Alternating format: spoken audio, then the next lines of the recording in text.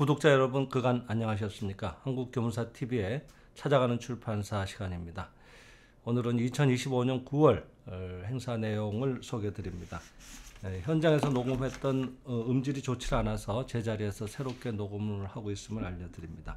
이번 찾아가는 출판사에서는 세민실상 21권 경전편 이제 마지막 장이죠. 인간장에 대해서, 여기 인간장 들어가는 곳에서 선생님이 이렇게 얘기를 하고 계십니다. 감로의법부 중에서도 가장 긴 항일 뿐 아니라 가장 끝부분에 쓰여 있다고 하시면서 내용의 전체의 중심을 이루고 있고 결론을 말해주는 대단히 중요한 장이다, 그런 항목이다, 이렇게 얘기를 하셨습니다. 결국 여기서는 인간은 어떤 존재인가 하는 것을 얘기하고 계시는데요. 우리가 다 살아가고 있습니다만은 내가 어떤 존재인지에 대한 정확한 이해가 없이 어떻게 살아가야 될 방향, 이런 것들을 정하기가 어렵지 않겠습니까? 그래서 오늘 또 여기 인간장에 대해서 한번 같이 살펴보는 시간이 도움이 되기를 바랍니다. 인간은 이렇게 시작이 되죠. 나는 진리다, 진리로부터 보내온 천사다, 진리로부터 방사하는 빛이다, 이렇게 되어 있습니다. 여기서 나라고 하는 것은 천사를 말한다고 하셨습니다. 나는 진리다, 진리로부터 보내온 천사다, 그러시지 않았습니까? 그래서 천사라고 하는 것은 진리로부터 보내온 자이고 진리 그 자체라 그랬습니다. 그리고 또 그 밑에서는 진리가 인격화해서 나타나온 존재가 바로 천사다, 또 이런 얘기를 하고 계십니다. 그러니까 우리가 눈으로 보고 이렇게 파악하기 어려운 진리 자체가 우리들 눈에 보이는 모습으로 인격화돼서 나타나온 분이 바로 천사다. 그래서 그 천사가 말씀을 하시는 형식으로 감로의법부도 그렇게 기술이 되어 있습니다. 이 감로의법부는 늘 얘기하시지만 저자분이 영감적으로 받아 적으셨다 그랬거든요. 천사의 말씀을 받아 적으셨다는 얘기가 됩니다. 근데 여기 이제 이런 얘기가 나옵니다. 그 진리의 모습이 어떻게 인격화해서 이렇게 나타나올 수 있는가 하는 거에 대해서 불전의 말씀을 소개하고 계시는데요. 중생이 부처를 억념하면은 부처도 중생을 억념한다, 이런 얘기를 소개하십니다.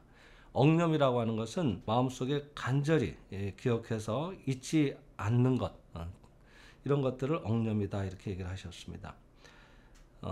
미망에 빠진 인간들이 도움을 청하고 꼭 구원해 주시기 바랍니다 하고 간절하게 뭔가 어떤 전체적인 우주의 대생명이라고 할까, 하나님이라고 할까, 천지신명이라고 할까, 그런 근본적인 존재에 대해서 간절한 기도를 하고 있으면은 간절한 마음을 파악하셔서 거기에 감응하셔서 구원해 주자는 모습을 갖춰서 나타나온 분이 바로 천사다, 이런 얘기를 하고 계시는 겁니다. 그래서 이런 얘기를 들어놓으셨는데, 우리가 여름 하늘에 번개가 치고 천둥이 칠 때가 있지 않습니까? 정난운이라고 하죠. 뭉게구름이 이렇게 여름에는 활발하게 발달이 되는데 우리 눈에는 구름으로 보입니다만 가까이 가보면 아주 작은 수중의 알갱이들이겠죠. 거친 상승작용을 일으키면서 거기에 마찰이 생겨서 그런지는 저는 잘 모르겠습니다만 하여튼 그런 정기적인 작용을 띠게 된다고 해요. 그래서 거기에 마이너스적인 전기작용을 띠게 되면은 또 그 반대쪽에는 플러스의 전기작용을 띠는 성질도 나타나게 된다고 하는 겁니다. 근데 그 전기작용이 공기층을 통해서 서로 이렇게 절연된다고 하죠. 통하지 못하고 있다가 전기의 압력이 아주 높아지게 되면은 마침내 서로 흐르게 된다고 하는 겁니다. 그때 강한 빛을 내는 게 바로 번개고요. 그리고 그 강한 빛으로 인해서 엄청난 열이 발생하게 되는데, 그러니까 공기가 팽창하는 거죠. 순간적으로 열에 의해서. 그럴 때 꽝꽝하고 천둥이 친다고 하는 겁니다. 그러니까 말하자면은 그 안에 있는 전기적인 작용 자체는 우리가 눈에 보이지 않지만은 그것이 마침내 모습으로 나타나와서 빛으로 나타나올 때 번개를 통해서 저게 전기작용이 있었구나 하는 걸 우리가 알듯이, 그와 같이 우리들이 간절한 마음으로 도움을 청하고 있으면 거기에 도움을 주려고 나타나오는 진리의 모습이 구차돼서 나타나는 모습이 바로 천사의 모습과 같은 것이다, 이렇게 해설을 하고 계십니다. 근데 이제 그런 모습이 누구에게나 다 보이는 건 아니고 대체로는 영안이라고 하죠. 영적인 존재를 보는 어떤 그런 눈을 갖게 된, 그런 능력을 갖게 된 사람이나 또는 영이, 영적인 소리를 듣는 그런 능력이 있는 분들도 있죠. 그것은 어떤 뛰어나다기보다는 기질적으로 예민한 분이라고 보는 게 좋지 않겠나 생각을 합니다. 그런 분들 눈에 보이면은 그게 천사의 모습으로 보이기도 하고, 때로는 자기 신앙에 따라서 그 모습이 부처님의 모습으로 보이기도 한다고 하는 겁니다. 예전에 저희들 그 체험담에도 소개가 됐었던 저희 모 한 간부님도 여기 오셔서 철야 수행 때 엄청난 구원을 받으셨는데, 마치 여러 회원들이 읽어주는 감로의법부의 이 경전의 소리가 편안하게 누워서 듣고 있는데, 그 느낌이 마치 부채살처럼 빛으로 이렇게 쫙 번져 나오면서 그 빛이 자기에게 들어오는 느낌을 강하게 받으셨다 그러거든요. 그리고 그로부터 거의 죽음을 선고받은 상태의 그런 심각한 건강의 상태가 쑥쑥 좋아져서 마침내 회복을 하셨는데, 이분이 그 무렵에 그 자택에서 이렇게 또 계속 이렇게 진리에 감동을 해서 감사 생활을 하면서 이제 못하던 식사도 잘하게 되시고, 그런데 밤에 저녁에 잠을 주무시는데 어떤 스님이 와서 환부, 몸이 안 좋았던 그 환부를 계속 이렇게 만져주시는 꿈을 꿈이라고 보기엔 너무나도 생생한 느낌을 받으셨다 그랬거든요. 그런 것들이 이제 말하자면은 그분은 더 불교 쪽에 익숙하시다 보니까 천사의 모습이 말하자면 진리가 인격화해서 나타나온 모습이 스님의 모습으로 나타나온 것은 아닌가, 이렇게 추정할 수 있다는 거죠. 그래서 이런 것들을 내가 본 모습만이 절대다 이렇게 생각하실 필요는 없다고 하는 겁니다. 그것은 얼마든지 다양한 모습으로 나타나올 수 있다. 결국 천사나 부처님의 모습이든 간에 그것은 진리가 인격화해서 우리를 구원하기 위해서 나타나온 모습이다, 이렇게 보시면 되겠습니다. 여기에 아사노라는 한 분의 사례도 소개하고 계신데, 이분은 이 생민실상을 읽기 전에는 아주 독실한 그리스도교의 신자였다고 하시거든요. 근데 이분이 어느 날 꿈에 아주 백설같이 희고 바닥까지 늘어진 옷을 입고 성스럽게 서 계시는 어떤 그리스도의 꿈을 꾸셨는데, 그 인상이 너무나 강렬해서 잊지를 못했다고 하는 겁니다. 그러다 이제 자연스럽게 이 생민실상도 알게 되셔서 다니구치 이 선생의 강연장에 오시게 됐는데, 강연장에 들어서면서 이 선생의 얼굴을 뵙는 순간에 깜짝 놀랐다고 하는 거예요. 그것은 자기가 3년 전에 꿈에서 그렇게 강렬하게 봤던 그리스도의 모습이었다고 하는 겁니다. 다니구치 선생의 모습이 그리스도의 얼굴로 보였다는 것도 기이한 일이긴 합니다만은 뭐 그렇게 닮아 뵈지도 않은데, 제가 생각해도 그분 눈에는 그렇게 보였던 거죠. 그래서 여기에 대해서도 다니구치 선생은 이렇게 해설을 하고 계십니다. 그것은 그 강연장에서 진리를 말하고 있는 나의 속에, 그러니까 그 다니구치 선생 자신의 속에 깃들어 있는 그 진리가 그리스도의 모습으로 그분에게는 나타나 보인 것입니다, 이렇게 얘기를 하는 것입니다. 진리를 말하는 사람에게는 진리가 깃들어 있습니다. 그러므로 그 안에 깃들어 있는 사람은 천사로서 영안을 가진 사람이 보면은 후광이 보이기도 하고 그리스도의 모습으로 보이기도 하는 것입니다, 이렇게 얘기를 하십니다. 그래서 우리들이 구원을 바라는 그 염원, 간절한 마음이 어떤 절대 세계와 통해서 그것을 그 세계에서 구원해 주려고 하는 그런 파동이 어떤 사람에게는 관세음보살의 모습으로 나타나오기도 하고, 또 어떤 사람에게는 그리스도로, 또 어떤 사람에게는 생장의 집의 성신으로 시대에 따라서 상대에 따라서 다르게 나타날 수 있다, 이렇게 얘기를 하십니다. 뭐 좀 별개 얘기가 됩니다만은 그 옛날에 가나에 블락선이라고 하는 분이 계셨는데, 이분은 실존 인물입니다. 근데 이분이 그 아프리카 가나에 사시면서 늘 밤마다 어떤 영적인 지도자가 와서 자기를 지도를 하시는 거예요. 그것은 꿈이라고 보기에는 너무나 생생할 정도로 이런 말하자면 광명사상이죠. 진리를 해설을 하시는데, 그분이 어떤 분인지 너무나 궁금했던 거예요, 이분은. 근데 어느 날 그 가나 시내에 헌책방 앞을 지나가는데 마치 누군가가 이렇게 잡아 끌듯이 자기를 책방 안으로 이렇게 끌어들이는 느낌을 받아서 자기도 모르게 그 책방에 들어갔는데, 그리고 어느 책이 많이 꽂혀 있는 중에 어느 책 앞에 딱 섰는데, 거기에 책이 이렇게 진열되어 있는데 보니까 그 표지에 찍힌 사람의 모습이, 표지에 어떤 한 분의 동양인의 얼굴이 찍혀 있는데, 그분을 딱 보는 순간에 이 블락스원이라는 분이 깜짝 놀랐다고 하는 겁니다. 그것은 수년 동안 꿈속에서 자기를 진리의 세계로 인도하고 지도를 해주셨던 그 선생이 실존 인물로 그 책자에 얼굴이 찍혀 있었던 겁니다. 그 책의 제목은 The Miracle Man of Japan이라고 해서 일본의 기적의 사나이라고 하는 다니구치 선생을 소개하는 그런 책자였는데, 그분을 이분이 이제 처음으로 실물로 대면하게 된 것입니다.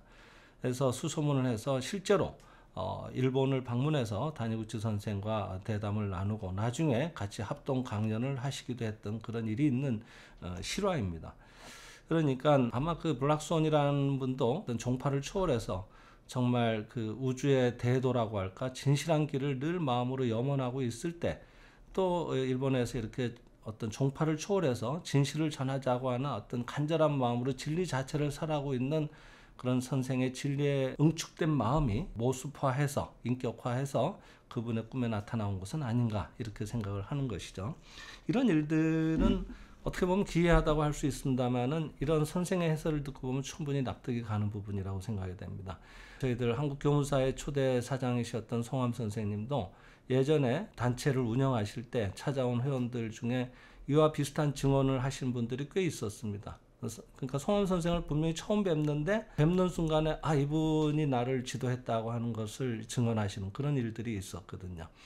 그러니까 송암 선생은 이 진리 자체가 돼서 어떻게든 한 분이라도 더 많은 분들에게 이런 진실한 길을 알려드리자는 간절한 마음으로 진리를 설파하고 있을 때, 또 뭔가 구원받고 싶다고 하는 간절한 마음과 어떤 마음의 파동이 이어져서 그런 막 꿈속에서라도 구체적으로 모습을 보이신 건 아닌가 생각을 합니다. 그러니까 그것은 무슨 특별한 능력이 있었다기보다는 우리는 이런 영적인 존재들이고 모습의 세계가 전부가 아니기 때문에 마음으로 전부 이루어진 세계고, 그 파동의 세계에서 진실과 진실이 만나면 얼마든지 성립할 수 있는 그런 사례들이 아닌가 생각을 합니다. 자, 그리고 또 한 가지 재미있는 사례를 여기 소개하고 계시는데요. 미즈우라라는 분의 얘기가 소개되어 있습니다. 이분은 자신의 자녀가 어려서부터 너무나 약해서 소생하기가 어려울 정도로 의사 선생도 아들을 포기했을 정도로 상태가 안 좋았다고 하는 겁니다. 그때 이 미즈우라라는 분은 일련종이라고 하죠. 그 니치렌 상인이라고 합니다만은 일련 상인이라고도 하고요. 상인이라고 하는 건 윗상자에다 사람 인자를 써서 우리로 치면 고승이 되는데요. 여러분들이 잘 아시는, 예전에는 그 남묘 호랭개교라고 했습니다. 법화경의 가르침을 공부하는 그런 단체인데, 거기에 말하자면 개조죠. 가마쿠라 시대의 승려라고 했는데 아주 이제 존경받는 일본에서는 그런 스님입니다. 근데 이 니치렌 상인의 제자를 아들을 삼을 테니까 모쪼록 부처님께서 저희 아들을 살려주시기 바랍니다. 아들이 살아나기만 하면은 제 아들을 부처님의 제자로 삼고 니치렌 상인의 길을 따라가는 그런 제자가 되게 하겠습니다 하고 간절하게 기도를 했는데, 신기한 것은 그렇게 기도를 하고부터 아들이 쑥쑥 좋아져서 특별한 지금까지의 조치와 뭐 별다른 조치를 한 것도 아닌데 말하자면 살아난 거죠. 그래서 그런 일련종의 학교에 입학도 시키고 대학도 그런 쪽으로 진학을 시켰다고 합니다. 아마 단체가 크다 보니까 그런 대학도 있었던가 보죠. 이 아들은 사실은 이런 아버지가 권한 이런 불교 종파의 그 학교에 들어간 것이 마음에 들지를 않았습니다. 그리고 또 더 깊이 들어가서 보니까 모순적인 것도 많이 보이고, 그래서 늘 자기가 학교 생활이 마음에 들지 않다 보니까 교수님들과도 늘 입씨름을 벌이고 결국은 견디지 못해서 자퇴를 하고 자기가 하고 싶었던 공부인 이공학과로 전학을 해버렸다고 하는 겁니다. 그래서 뭐 자식을 이기가 어려우니까 전학을 하긴 했는데, 이제 문제는 이 아버님 되시는 분이 늘 마음이 불안한 거예요.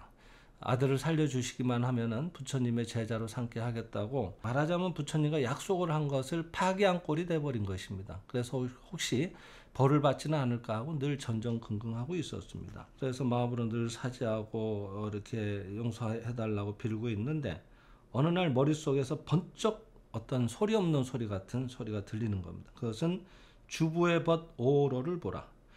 주부들의 벗, 그러니까 주부들의 친구가 되는 그런 제목의 주부의 벗이라는 생장의 집에 월간지가 있는데요.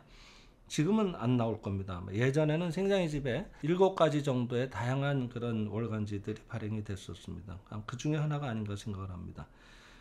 주부의 벗 오로를 보라는 소리를 이렇게 예사롭게 생각하지 않고 그것을 수소문해서 알아봤더니 생장의 집의 책이었던 겁니다.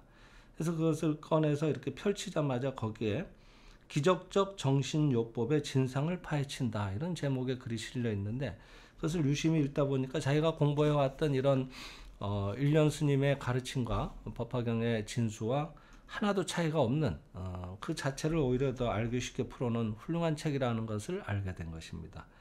그래서 여기에 법화경에 진수가 있었구나.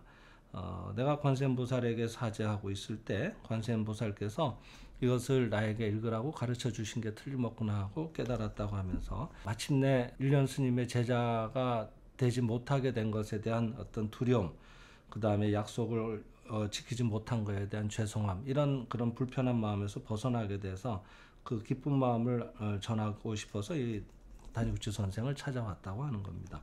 다니구치 선생도 이런 얘기를 하고 계시는데, 니찌렌 상인의 제자가 된다는 것은 구태여 승려가 되는 것만이 아닙니다. 승려가 되어서 시신을 앞에 두고 연불하는 것만이 니찌렌 상인의 제자가 되는 것이라고 생각하는 것은 당치도 않은 이야기입니다. 이렇게 얘기를 하셨다는 거예요.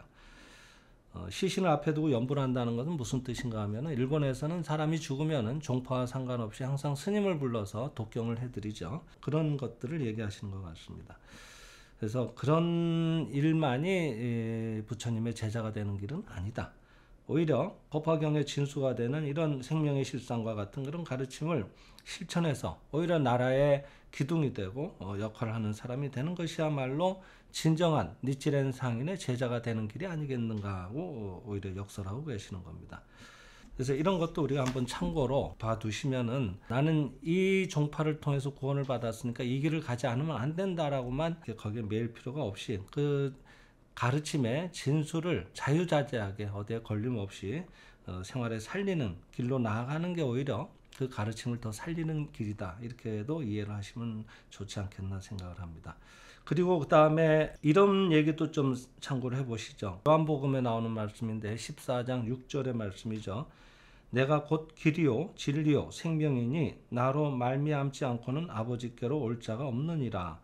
이런 성서의 구절을 인용하시면서 이런 것에 대해서도 그리스도교의 신자들은 그리스도에 의하지 않으면 구원받을 자가 없다라는 이 말에 걸려서 무슨 일이든 성서를 읽고 그리스도에 의하지 않으면 우리는 평생토록 구원을 받지 못한다. 우리를 구원해 주시는 분은 오직 그리스도뿐이다. 아미타불로는 구원받지 못한다. 다른 무슨 종파로도 구원받지 못한다. 아무래도 그리스도교가 아니면 안 된다는 식으로 얘기하지만 그것은 잘못이라고 지적을 하고 계십니다. 뒤에 물론 그리스도를 통하지 않으면, 그리스도에 의하지 않으면 우리는 천국에 들어갈 수 없다라고 하시면서 그것은 사실이지만, 문제는 여기서 말하는 그리스도는 나는 길이요 진리요라고 말씀하신 그 진리 자체여야 된다고 하는 겁니다. 2000년 전 유대에서 태어나셨던 육체의 그리스도를 통해서 우리가 구원받는 게 아니다, 이렇게 얘기를 하십니다. 그래서 우리는 진정코 바른 진리에 의하지 않으면은 이런 진리를 자각할 수도 없고 하늘나라에 들 수도 없다고 하는 겁니다. 그리스도라고 하는 것은 진리가 또는 실상의 신이 응연한 것이다. 그죠? 우리가 진리가 화연해서 모습을 갖춰서 인격화해서 나타나온 분이 천사라고 아까 같이 공부를 했습니다만은, 그리스도 역시 진리가 또는 실상의 신이 응연, 거기에 모습을 갖춰서 나타나오는 것이겠죠. 그래서 응연한 것이므로 그 그리스도가 때로는 관세음보살이 되기도 하고 때로는 생장의 집의 성신이 되어 나타나는 것이다, 이런 얘기를 거듭 강조하고 계십니다. 그러니까 어느 종교든 진수는 오직 하나로서 그 진수, 그 핵심만 파악하면 구태여 어느 곳에 의존하지 않으면 구원받지 못한다는 일은 없다고 하셨습니다. 그러니까 종파 문제로 괴로워하시는 분들이 주변에, 또 특히 가족 간에 이런 문제로 괴로워하시는 일이 있으시면은 이런 것들도 늘 마음에 새기셔서 그 바른 진리에 들어가면은 어떤 종파가 됐든 그것은 하나의 말씀이니까 결코 충돌하는 일이 없다, 이렇게 편안한 마음을 갖고 서로 존중하는 생활을 하다 보면은 오히려 훌륭한 결과에 이르지 않겠나 생각을 합니다. 자, 이제 여기까지 들어가는 말씀이었고, 이제부터 이제 감래법부 인간장애 해설로 들어가겠습니다. 먼저 나는 진리다, 진리로부터 보내온 천사다, 진리로부터 방사하는 빛이다, 미망을 타파하는 빛이다 라는 부분에 대해서 천사란 진리로부터 비쳐나온 빛이다 그랬습니다. 미망을 타파하는 빛이다. 빛이 비치면 어둠은 사라져 버립니다. 그렇죠? 여러분, 캄캄한 밤에 불을 끄고 자다가 주무시다가 뭔가 물건을 찾을 일이 있어서 이렇게 장결에 더듬더듬 손을 뻗어봐도 잘 찾기가 어려울 때가 있죠. 그럴 때 머리맡에 있는 스탠드 불을 딱 켜는 순간에 정확하게 찾고 싶었던 물건이 어디 있는지 분명하게 알아서 쉽게 집을 수 있지 않겠습니까? 또 화장실을 가고 싶어서 일어났다가도 그 앞에 문 앞에 뭔가 물건이 있었던 걸 모른 채로 불을 안 켜고 나가다 보면 거기 걸려서 넘어질 수도 있는 일 아니겠습니까? 그렇게 어두우면 우왕좌왕하게 되는 겁니다. 물리적인 빛조차도 어두운 속에서는 그런 문제를 일으킵니다. 그렇듯이 진리라고 하는 것은 빛으로 상징된다고 했는데 거기에 진리가 드러나오면은 무명, 즉 빛이 없는 상태가 사라져 버리니까, 그러니까 우리는 무명 속에서, 진리가 없는 속에서 착각을 해서 혼자 스스로 고민하고 오지도 않은 불행을 미리 예견하기도 하고, 그래서 마음의 힘의 작용에 의해서 또 불행한 사태를 더 불러들이기도 합니다만은, 진리를 알고 나면은 거기에 진리가 드러나오면은 빛이 드러나오는 것과 같아서 앞날이 훤하게 보이고 안심이 생기고, 아 이렇게 하면 되겠구나 하는 길이 보이지 않겠습니까? 이런 것들을 얘기하시는 거라고 생각을 합니다. 그러니까 빛이 비치면 어둠은 사라지고 좋지 못한 현상, 즉 미망은 진리의 빛을 받으면 사라져 버리는 것이다, 이렇게 얘기를 하셨습니다. 그리고 그 다음, 나는 길이다 나의 말을 행하는 자는 길에 어긋나지 않노라. 여기에 대해서도 이 길은 천지에 충만한 길이라 그랬습니다. 그래서 결함이 없다고 하시면서 그런 자유자재한 길이 바로 이런 진리의 길이다, 이런 얘기를 여기서 하고 계시는데요. 가령 이제 이런 얘기를 하나 소개하고 계세요. 노장사상이라고 중국에 있지 않습니까? 거기에 노자라는 분은 도가도 비상도라고 하셔서 설명할 수 있는 도는 진짜 도가 아니다, 이런 의미로 말로 형상화된 도는 늘 그러한 원래 도가 아니다, 이런 얘기를 하셨습니다. 그러니까 도를 도라고 그래버리면 거기 도가 아닐 수도 있다는 이런 뜻도 되겠고요. 그래서 가령 예를 들면은 거짓말을 하지 말라고 하는 것은 하나의 옳은 말씀이죠. 그건 하나의 길입니다. 옳은 길이고. 하지만은 거기에 집착을 해버리면, 그것만이 유일한 바른 길이다라고 정해버리면은 오히려 거짓말을 해서는 안 된다는 그 말 때문에 거기에 걸려서 사람을 죽일 수도 있다는 얘기를 소개하고 계십니다. 가령 아주 위중한 환자가 왔는데 의사분이 진찰을 해보니까 도저히 회생의 기미가 보이질 않는 겁니다.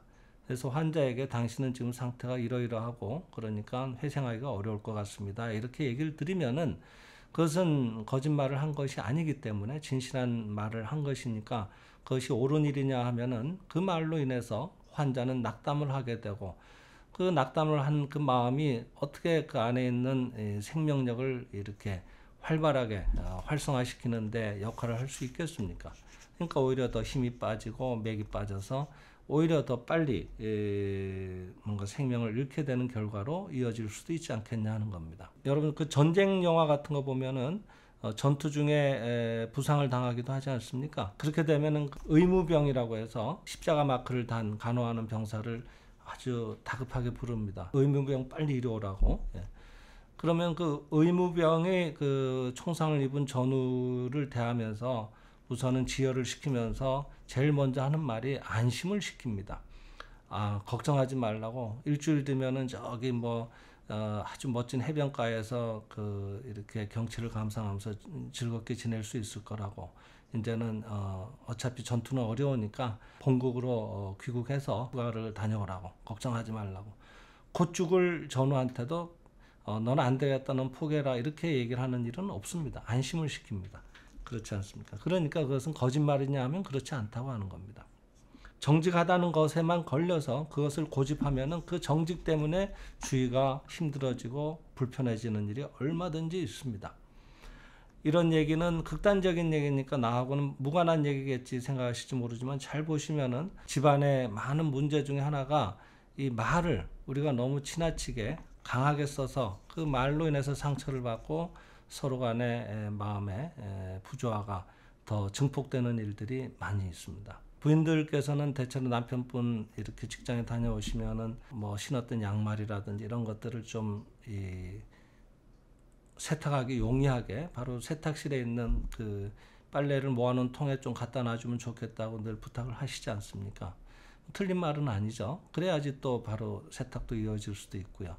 그리고 아무리 그 가까운 가족이라도 양말 같은 거는 자기 게 아닌 다음에는 손으로 짚기도 좀 불편하지 않겠습니까? 그건 틀림없이 옳은 말이지만은 또 배우자분께서 그 말을 일부러 지키고 싶지 않아서 양말을 아무데나 벗는 건 아니지만은 이제 집에 왔구나 하고 좀 쉬는 마음에 거기까지 가는 것이 세탁실까지 가는 것이 귀찮아서 씻고 나서 갖다 놔야지 해놓고는 화장실로 시치러 들어가시면서 그 앞에 놓고는 까먹는 경우도 있지 않겠습니까? 일부러 이쪽을 괴롭힐 의사가 있는 것은 아니지만은 양말은 반드시 세탁실에 있어야 된다는 것만을 고집하게 되면은 조금 빨리 편하게 씻고 쉬자는 그런 어떤 배우자의 또 다른 마음까지는 못 보게 되지도 않겠냐 하는 겁니다. 그럴 때 거기에 걸려서 당신은 왜 내 말을 무시하느냐라든지 그런 것들을 자꾸 지적하게 되면은 나 씻고 그저 갖다 놓으려고 그랬는데 깜빡한 거지 내가 일부러 그런 건 아니다라고 또 남편은 항변하게 되고 서로 자기 얘기만 하다 보면 그것이 다툼의 원인이 될 수 있다고 하는 겁니다. 집에 자녀분들 계신 부모님들께서는 왜 가령 자녀가 내일 중요한 시험을 앞두고 있는데 시험 공부에 매진하지 않고 컴퓨터 같은 데 앉아서 게임에 열중하고 있는 모습을 보시면은 어떠십니까? 화가 나죠. 자연히 참다가 나중에 큰 소리가 나오게 됩니다. 넌 정신이 있냐 없느냐 이렇게 따지게 되죠. 그때 자녀분들은 대체로 죄송합니다 하고 바로 가서 공부에 집중하느냐 하면은 오히려 더 관하장식으로 나 이것만 하고 지금 하려고 다 마음 먹고 있었는데 엄마가 그래가지고 나 안 할 거야 하고 오히려 꽝 하고 문을 닫고 방에 들어가는 경우도 있습니다. 어처구니가 없죠. 하지만은 여러분 잘 생각해 보면은 예비 동작이라고 하죠. 뭔가 중요한 일을 할 때는 바로 그 일부터 하면 좋지만은 뭔가 거기에 많은 비중을 지금 마음으로 두고 있기 때문에 그 전에 좀 마음이 쓰이다 보니까 마음을 좀 이렇게 가라앉히고 뭔가 그 일에 더 집중을 하기 위해서 뭔가 잠깐 딴짓을 하는 경우도 얼마든지 있거든요, 사람들은. 그런 마음이었을 수도 있는 거예요.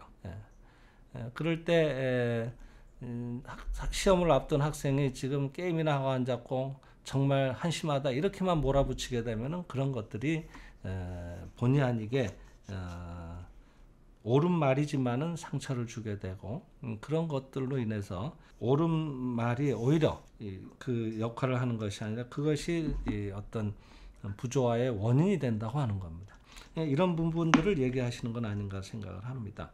무문간의 얘기도 소개를 하시면서 이 부분은 좀 어려우니까 그 풀이를 좀 말씀드리면은 레일 위로 차가 달릴 때 곧바로 달릴 수 있지만은 꼭 그 위에서만 달린다면은 탈선한 우려는 없지만은 그 한 가닥 선로 위로만 달려야 된다고 해서는 반대편에서 돌진해 오는 기차가 나타났을 때는 피할 길이 없으므로 정면으로 충돌해서 부딪힐 수밖에 없다는 얘기를 하시면서 레일 위의 기차는 안전해 보이지만 융통성이 없다 그랬습니다. 융통성이 없다는 것은 천재 가득 차 있는 길이 아니라고 하는 것입니다. 때로는 천둥이 돼서 천지에 울리기도 하고 또 공중의 어떤 그런 질소를 비료로 변화시키기도 하며 때로는 큰 비가 되어서 천지를 적시고 또 눈이 되어 천지를 정화하는 등 천변만화하는 길이 바로 진리의 길이다 이렇게 얘기를 했습니다. 그러니까 너무 강직한 분들, 고지식한 분들, 옳은 분들, 이래야 된다는 틀이 강한 분들이 오히려 주변에 보면은 주변 분들이 그분으로 인해서 힘들어하는 경우가 많고 자기 자신도 그 주변인들이 자기 뜻을 따라주지 않는 것 때문에 힘들어서 같이 이 마음의 그런 어두운 일들이 그런 마음의 어두운 심정들이 모이고 쌓여서 집안에 불화를 불러오고 병불행을 불러들이는 경우가 제법 많습니다. 대표적인 경우가 그 교사 집의 자녀분들이 문제가 참 많거든요. 일반적으로 얘기하기는 어렵겠습니다만은 왜냐하면은 선생님들은 집에 오면은 그 직업병이라고 할까요?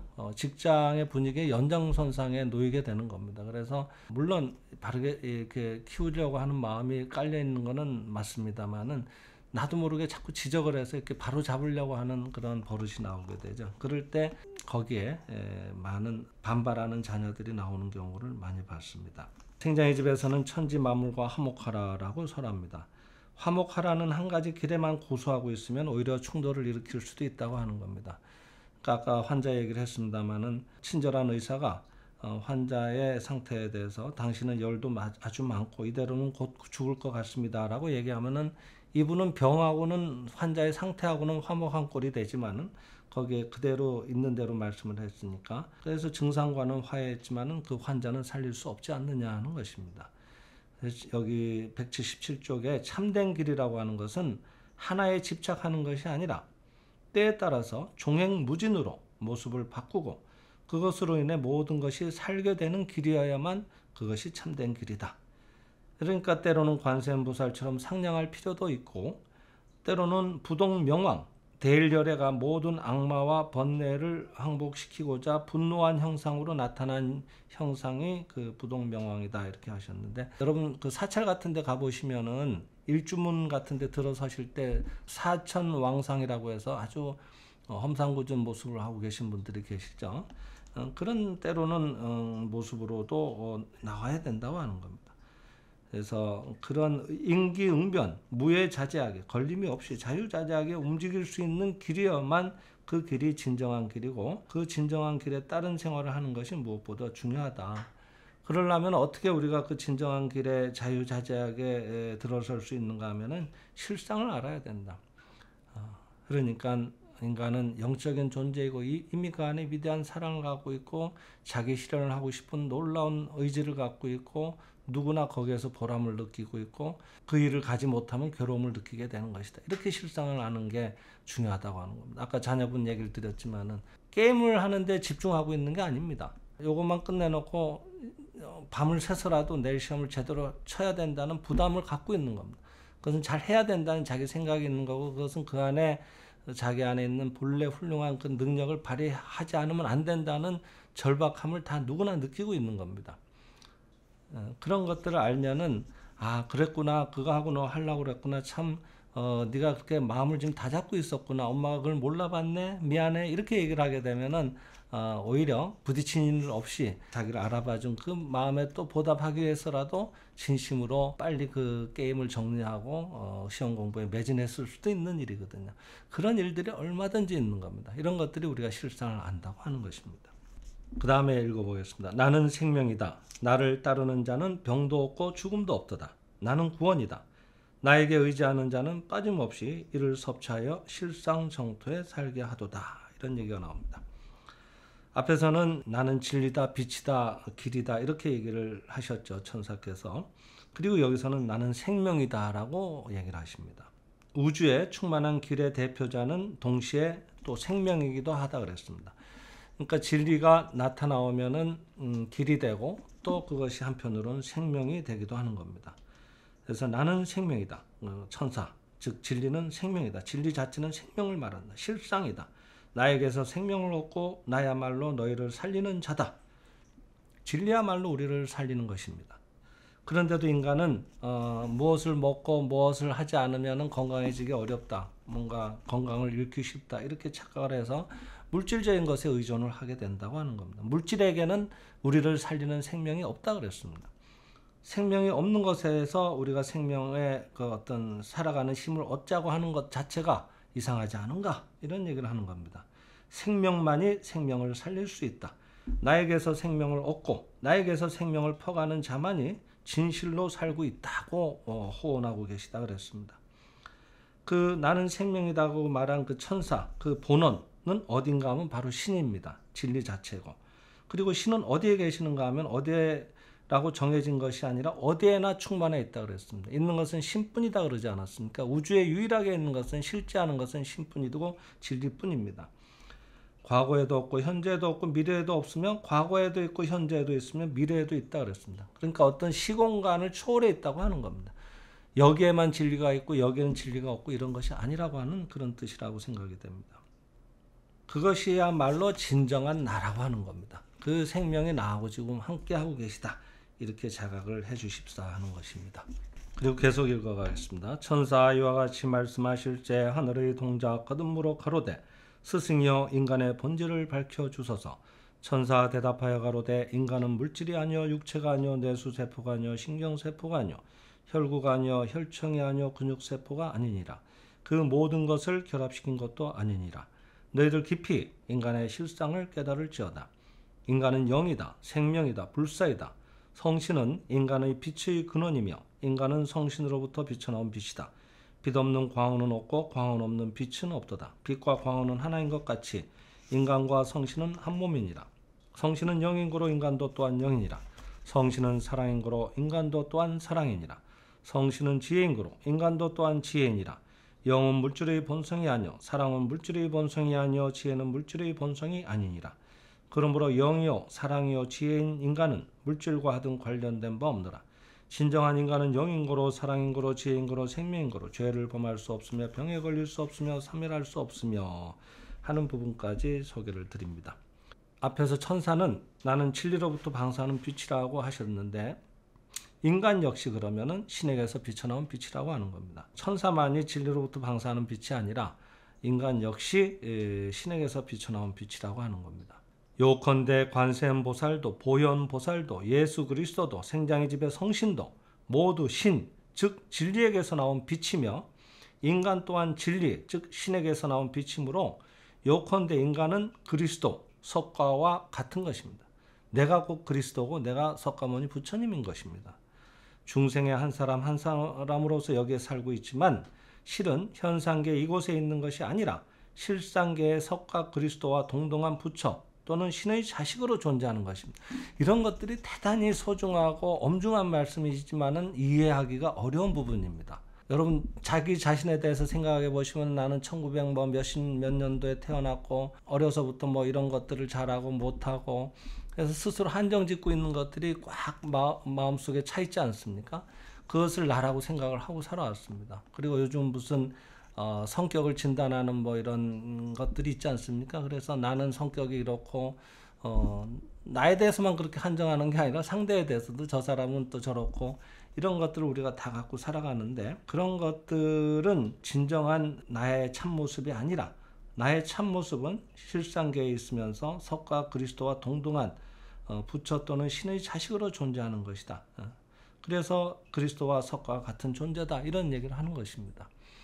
그러니까 예수께서 나는 아브라함이 있기 전부터 있었다라고 하셨듯이 우리도 영혼을 사는 생명 그 자체였고 그 생명은 지금껏 단 한 번도 시리에 빠진 적도 없고 좌절을 한 적도 없고 실패한 적도 없고 아픈 적도 없고 죽은 적도 없고 그 안에 이미 무한한 내용을 함축하고 있는 위대한 존재인 것입니다. 그것을 자각하는 것이 내가 새롭게 태어나는 것을 말하는 겁니다. 그러니까 우리가 그런 존재이면서 그것을 늘 수시로 망각하고 살아가고 있다고 하는 것을 얘기하시는 거죠. 그래서 현상계 인간은 다만 그것을 모르고 있을 뿐이라고 하는 겁니다.